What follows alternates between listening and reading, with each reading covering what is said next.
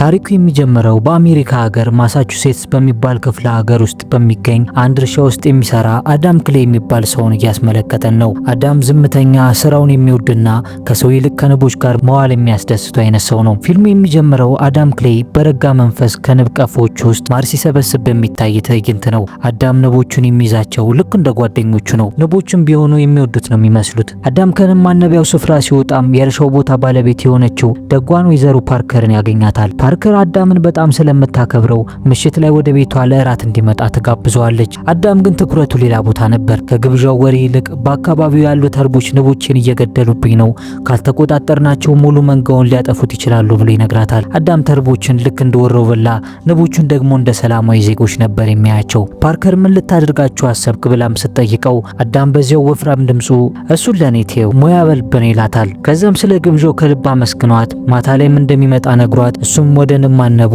እሷም ወደ ቤቷ ተመልሳ ስራዋን ትጀምራለች።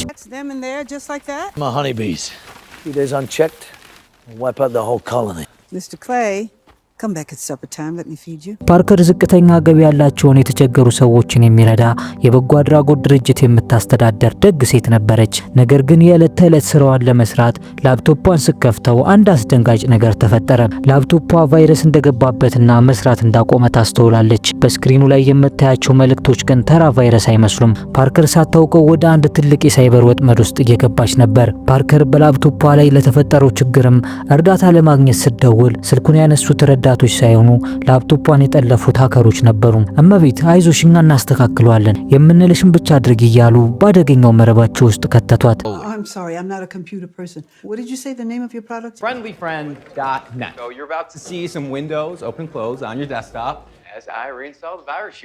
እነዚህ ጠላፊዎች ደግነት የሚባለው ነገር በመዝገበ ቃላታቸው ውስጥ የሌላ አደገኞች ሲሆኑ ለነርሱ ወይዘሮ ፓርከር ማለት የገንዘብ ምንጫቸውና የሚተባበሯት ሳይሆን የሚያልቧት አይነት ሰው ነበረች። ፓርከር ሰዎቹ ጠላፊዎች መሆናቸውን ባለማወቅ የሚሏትን በሙሉ ማድረግ ጀመረች። ልክ እንደኛ ሀገር ከንግድ ባንክ ነው የደወልንልህ መኪና አሸንፋል ምናምን ብሎ እንደሚሰክሱት ማለት ነው። ከዛም የነገሯትን ቃላት በኮምፒውተሯ ላይ ስትጽፍ እነሱ ግን ሙሉ በሙሉ በቁጥጥራቸው ስር አደረጓት። ከዛም ባለማወቅ የ500 $50 የገንዘብ ዝውውር ስታደርግ ሌባው ሆን ብሎ ከባድ ስህተት እንደሰራና $50,000 ወደ እሱ አካውንት ስለላከ መደንገጡንና በዚህ ስህተቱም ስራውን ስለሚያጣ ልጆች አሳዳጊ እንደሆነና እሱም ከስራው ከተባረረ ደግሞ ልጆች የሚቀምሱት ነገር እንደሌለ በመናገር በውሸት ያደነዝዛታል። There's a transfer for $50,000. $500, but I know I got a stuck key here. I'm gonna lose my job here. I got kids. መስኪኗ ፓርከርም ሌባውን ለመርዳት የባንክ ፓስወርዷን ስታስገባ ጠላፊዎቹ ግን በቅጽበት $2 ሚሊዮን የበጎ አድራጎት ድርጅቱን ገንዘብ ጠራርገው ይወስዱታል። Okay. Hello, you still there? What did I do? በሌላ በኩል ወደ አዳም ስንመለስ ያዘጋጀውን ምርጥ ማር ይዞ ለፓርከር ለማድረስ በዛውም ወደ ግብዣው ለመገኘት ወደ ቤቱ ያመራል። አዳም በግብዣው መሰረት ጥሩ ራት በላለው ብሎ ተስፋ አድርጎ የነበረ ቢሆንም በቤቱ ውስጥ የጠበቀው ግን ያልጠበቀው ጸጥ ያለና የሚያስፈራ ድባብ ነበር። ወደ ውስጥ ሲዘልቅ የሚያየው ነገር በጣም ልብ ሰባሪ ነበር። ምክንያቱም ወይዘሮ ፓርከር በራሷ ሽጉጥ ተመታ ህይወቷ አልፎ ነበር። ልክ በዚያ ቅጽበት የፓርከር ልጅና የኤፍቢአይ መርማሪ የሆነችው ቬሮና ደረሰች። አዳምን ከሪሷ አጠገብ ስታገኘው ገዳዩ ይሄ ነው ብላ ወዲያውኑ ከጀርባው ሽጉጥ ደግናበት ካቴና ታጠልቅበታለች። አዳምም ከመታሰር ውጪ እኔ ማርጅ የመጣው ምስኪን ንባናቢ ነኝ ብሎ ለመከራከር ጊዜ አልነበረውም። መላው የከተማው ፖሊስና ኤፍቢአይም ግቢውን ወረሩት። አዳም እንደ ወንጀለኛ ታስሮ ሲወጣና ቬሮና የእናቷን ላፕቶፕ ስትመለከት ምን እንደተፈጠረ ወዲያው ትረዳለች። አንድ ጨካኝ ሀከሮች ቡድን የምስኪኖችን ተስፋ ከነበረው የእናቷ አካውንት ላይ $2 ሚሊዮን መዝረፉን አረጋገጠች። ቬሮና እናቷ ራሷን ያጠፋችው በጸጸትና በድንጋጤ መሆኑን ስትረዳ ልቧ በከፍተኛ ሐዘን ተሰበረ። She was out here alone. She got scammed. Somebody emptied out all her accounts, her savings, her retirement, got every penny, maxed out all her cards. She was an educator.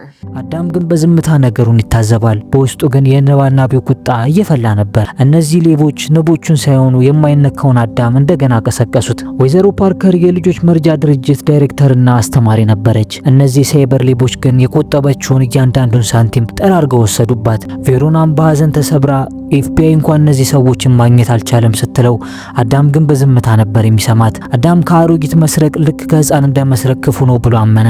ሌሊቱን ሙሉም ሳይተኛ አድሮ አንድ የኮምፒውተር ባለሙያ የነበረችው ጓደኛው ጋር ደወለና ሁለቷን ጠየቃት። ኤፍቢአይን ፈልጎ ያጣቸውን ሌቦች አዳም በራሱ መንገድ አገኛቸው። ባገኘው አድራሻ መሰረትም ሁለት የቤንዚን ጀሪካን ይዞ ሌቦቹ ወደሚገኙበት ማዕከል ያመራል። በሩ ላይ የነበሩት ጥበቃዎች ይህ የግል ይዞታ ነው፣ መግባት አትችልም ብለው ሊያስቆሙት ሞከሩ። ጥበቆቹ አዳም ተራ ሰው መስሏቸው ሊያባረሩት ቢሞክሩም አዳም ግን የመጣው ማር ሊያድል ሳይሆን እሳት ሊለቅባቸው መሆኑን ገና አላወቁም ነበር። እሱም በረጋ መንፈስ ሆኖ ወደ ውስጥ እየገባው ነው። የመጣውት ቦታውን ለማቃጠል ነው ብሎ ሁለቱን በብርሃን ፍጥነት ቆልፏቸው የያዛቸውን ሁለት የነዳጅ ጀሪካኖች ይዞ ወደ ውስጥ ይዘልቃል።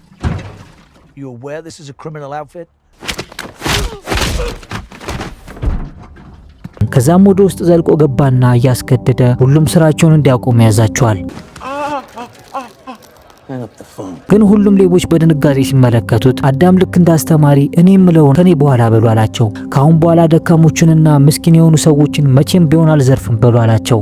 እነርሱ ግን ትዕዛዙን ለመፈጸም ያንገራግራሉ። ግን ከመካከላቸው ትንሽ የተቅበዘበዙትን እርማት ይሰጣቸዋል።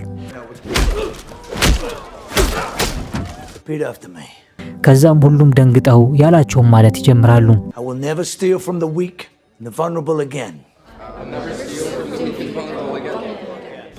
ሌቦቹም ቃሉን ሲደግሙት ልክ የአንደኛ ክፍል ተማሪዎች ይመስሉ ነበር። እኔ ንባና ቢነኝ ተርቦችን ለማባረር ደግሞ እሳት እጠቀማለሁ ብሎ ቤንዚኑን ማርከፍከፍ ሲጀምር የሌቦቹ አለቃ የሚያደርገውን እንዲያቆም ያስጠነቅቀዋል። ግን አዳም ጭራሽ በንዴት ተሞልቶ ለሁሉም እያንዳንዳቸውን ዋጋ ይሰጣቸው ይጀምራል።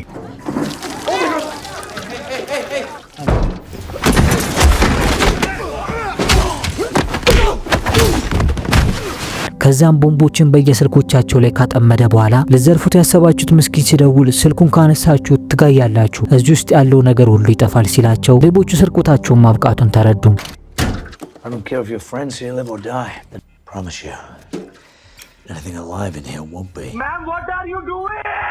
እነዚህ ሌቦች ምስኪኖች ሲያለቅሱ እንዳሻቸው ይሳደቡ ነበር። አሁን ግን የራሳቸው ተራ ደረሰ። ከዛም አዳም ልክ ፎቁን እንደወጣ ህንጻው በከባድ ፍንዳታ ይጋያል። ይህ በእንዲህ እንዳለ በአንድ ዘመናዊ ቢሮ ውስጥ ዴሪክ ዳንፎርዝ የተባለውን ባለሀብትና የሌቦችን ዋና አለቃ እናገኘዋለን። ጋርኔት የተባለው ጓደኛው ደውሎ አንድ ጉልበተኛ ሰው መጥቶ ቢሮአቸውን እንዳጋየው ሲነግረው ዴሪክ በንዴት ደሙ ይፈላል። ማን ነው እሱ?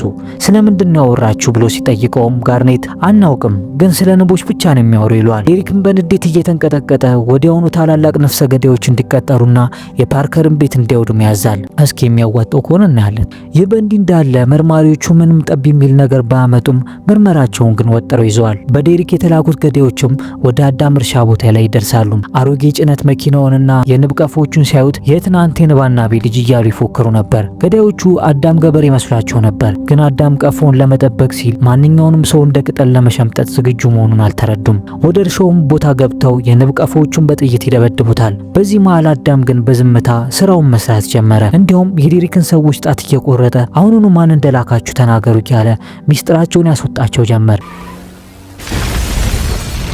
ከዚያም አንዱን ሊያናዝዘው ወደ ውጭ ይዞት ይወጣና ለአለቃው ያስደውለዋል። ግን ትዕቢተኛው ገዳይ የማትወጣው አደገኛ ነገር ውስጥ አትግባ ብሎ ሊያስፈራረው ሲሞክር አዳም በንዴት ጦፎ ከነመኪናው በል በሰላም ግባ ብሎ ወደ ወንዝ ውስጥ ይጨምረዋል።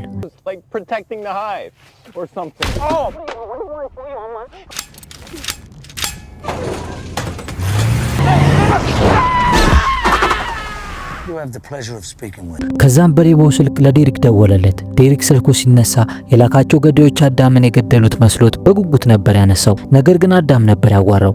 ከዛም አዳም ለዴሪክ ሁለት ቀፎች ነበሩ፣ አሁን ግን አንዱ ጠፍቷል፣ የቀረው አንድ ብቻ ነው አለው። ይህም ማለት አዳም የመጀመሪያውን የዴሪክና የማጭበርበሪያ ማዕከል አቃጥሎታል። አሁን ደግሞ ሁለተኛውንና ዋናውን ማዕከሉን ለማጥፋት እየመጣለት መሆኑን የሚገልጽ ግልጽ ማስጠንቀቂያ ነበር።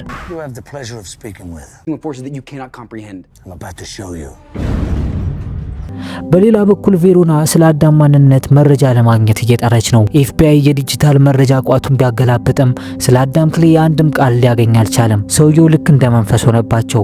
የሌቦቹ አለቃ ዴሪክም ነገሩ እየከበደበት ሲሄድ ወደ አባቱ ወደ ዋላስ ይሄዳል። ዋላስ ቀደም ሲል የኤፍቢአይ መሪ የነበረና ትልቅ ተጽዕኖ ያለው ሰው ነበር። ዴሪክ በአባቱ ስልጣን ተጠቅሞ ኤፍቢአይ ያንን ሐሰተኛ ዘራፊ ኩባንያ ጉዳዩን እንዲያድበሰብሱለትና አዳምን እንዲይዙት ያዛል። ዴሪክ አሁንም ቢሆን አባቱ ሁሉንም ነገር ያስተካክልልኛል ብሎ ነበር የሚያስበው። አባትየው አዳምን አቅልሎ አይቶት አዳም እንደ አንድ ተራ ንብ አናቢ ቢክኪፐር ስለቆጠረው ልጁ ለምን ይህን ያህል እንደተጨነቀ አልገባውም ነበር። ልጁ ዴሪክን በጣም መረበሹን ሲረዳ አዳምን ለማስቆምና ልጁን ለመጠበቅ ቃል ይገባለታል። ይህ በእንዲህ እንዳለ ዳንፎርዝ የተባለችው የዴሪክ እናት በቅርቡ የሀገሪቱ ፕሬዚዳንት ሆና እንደተመረጠች እንረዳለን። አሁን ዴሪክ ለምን እንደዚያ እንደሚቀብጥ ግልጽ ሆኖልናል። የዴሪክ እናት ፕሬዚዳንቷ ለባሏ ደውላ ሁኔታውን በሙሉ አስረዳችው። አንድ አዳም ክሌይ የሚባል የቀድሞ የቢክኪፐር ደህንነት ልጃችንን እያደነው ነው አለችው። ቢክኪፐር ማለት ንብ አናቢ ብቻ ሳይሆን መንግስት ሊያስተካክላቸው ያልቻላቸውን ቆሻሻዎች የሚያጸዳ የሚስጥር ድርጅት መሆኑን ዋላስ ጠንቅቆ ያውቅ ነበር። እናም ልጃቸውን ለመጠበቅ ለእናቲቱ ቃል ይገባላታል። I think you know why I'm calling. Well, he's made his bed. You have my word. ከዛም ዋላስ አዳምን ለመጋፈጥ በዓለም ላይ ያሉ እጅግ አስፈሪ ነፍሰ ገዳዮችንና ተዋጊዎችን በአንድ ላይ ሰበስባቸውና አዳም ወዳለበት ቦታ ሄደው እንዲያስወግዱት ይነግራቸዋል። ተዋጊዎቹ ይህ ሁሉ ሰራዊት ለአንድ ሰው እያሉ በአዳም ላይ ተሳለቁ። አንዱ በጥፊ ነው የሚገለው፣ ሌላው ደግሞ በጩቤ እያሉ ሲፎክሩ፣ ዋላስ ግን አንድ ላይ ሆኑ። ከተለያያችሁ ግን አዳም እንደ ቅጠል ነው የሚያረግፋችሁ ብሎ አስጠነቀቃቸው። ዋላስ አዳም በጣም አደገኛ ሰው መሆኑን ተረድቷል። በዚህ መሃል አዳም ክሌይ ዝም ብሎ አልተቀመጠም። መሳሪያዎቹን እየሰበሰበና የዴሪክን የኮምፒውተር ስርዓት ሰብሮ እየገባ ነበር። አዳም ቴክኖሎጂ አይችልም ይባላል እንጂ የዴሪክን መደበቂያ ያገኘው ልክ ወደ ቀፏ እንደምትመለሰው በፍጥነት ነበር።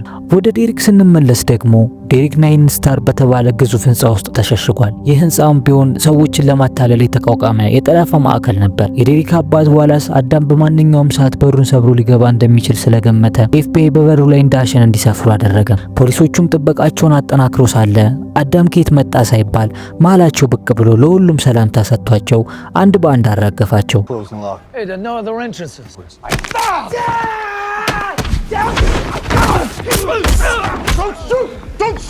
በቁጥር ሲበዙበትም አንዱን ፖሊስ አግቶ እሱን እንደ ከለላ በመጠቀም ወደ ውስጥ ይገባል። ከዛም ወደ ውስጥ ዘልቆ ገባና የአረጋውያንን መጦሪያ ገንዘብ የዘረፉትን ሌቦች ያገኛቸውና ለሰሩት ግፍ አንድ በአንድ ያስከፍላቸው ይጀምራል።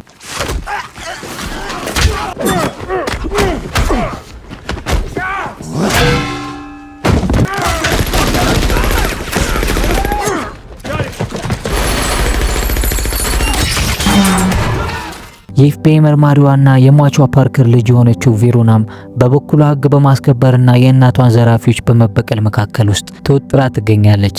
ኤፍቢአይ መሆኗ ሕጉን እንድታስከብር ቢያስገድዳትም አዳም እያደረገ ያለው ነገር ግን እናቷን ለገደሉ ሰዎች የሚገባቸውን እየሰጠ መሆኑን በሚገባ አውቃለች። ይህ በእንዲህ እንዳለ የዚህ ሁሉ ሴራ መሪ የሆነው ዴሪክ ሁኔታው እየተባባሰ ሲሄድና አዳም ቢሮዎቹን በሙሉ እያወደመ ሲመጣ በጭንቀት ይወጠራል። ዴሪክ አረጋውያንን ሲያስለቅስ ጀግና የሆነ ይመስለው ነበር። አሁን ግን የራሱ ተራ ሲደርስ የሚገባበት ጠፋው። የዴሪክ ሀብት ምንጭ የሆነው የሐሰት ኩባንያ ንጹሃን ዜጎች ኮምፒውተራችሁ ተበላሽቷል እረዳችኋለሁ እያለ የምስኪኖችን ኪስ ነበር የሚያጥበው። ዴሪክ ይህንን ሁሉ ወንጀል ያለ ከልካይና ያለ ፍርሃት የሚፈጽመው አባቱ ዋላስን ከለላ አድርጎ ነበር። ዋላስ ቀደም ሲል የኤፍቢአይ የበላይ ኃላፊ ስለነበር ልጁን ከመንግስት ክትትል ሲከልለው ቆይቷል። የሚገርመው ደግሞ የዴሪክ እናት ፕሬዚዳንት ለመሆን ለምርጫ ቅስቀሳ የተጠቀመችበት በሚሊዮን የሚቆጠር ገንዘብ በሙሉ ከወይዘሮ ፓርከርና መሰል ምስኪን አረጋውያን የተዘረፈ መሆኑ ነበር። ፕሬዚዳንቷ በምርጫ መድረክ ላይ ለህዝብ ቆም ያለው ስትል ልጇ ግን ከህዝብ ኪስ እየሰረቀ ለእርሷ ይሰጣት ነበር። ግን ፕሬዚዳንቷ ዳንፎርዝ የልጇን የወንጀል መጠንና የገንዘቡን ምንጭ ስትረዳ ክፉኛ ደነገጠች። ልጇንም ጥፋቱን እንዲያምን ልትገስጸው ብትሞክርም ዴሪክ ግን በእብሪት ተወጥሮ ያለን የገንዘብ እኮ ፕሬዚዳንት አትሆኝም ነበር በማለት የገዛ እናቱ ላይ ተሳለቀም። ፕሬዚዳንቷም በልጇና በህሊናዋ ምርጫ መካከል ተወጠረች። አዳም ደግሞ ወደ ቤተ መንግስቱ ሊገባ ጥቂት እርምጃዎች ብቻ ቀርተውታል።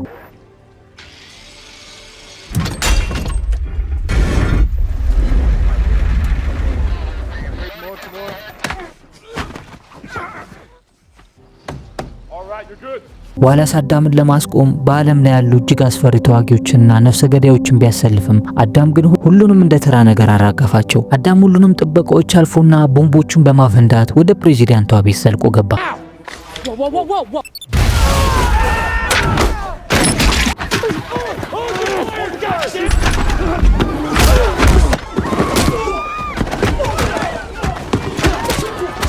በዚያም ከክፉ ዴሪክ ጋር ፊት ለፊት ተገናኘ። ዴሪክ በዚህ ሰዓት ማያድኝም ብሎ ቢጮህም አዳም ግን ጆሮ ለፍትህ እንጂ ለፕሬዚዳንት ትዕዛዝ እንደማይገዛ አሳይቶታል። በመጨረሻ ፍልሚያ ወቅት አንዳንዴ ንብ ቀፎ ሚዛኑን ሲሰጥ ንግስቲቱን ወይም ዘሮቿን መቀየር ይኖርባል ይለዋል። አዳም ዴሪክን ያየው እንደ ሰው ሳይሆን ቀፎን እንደሚያበላሽ ተባይ ነበር።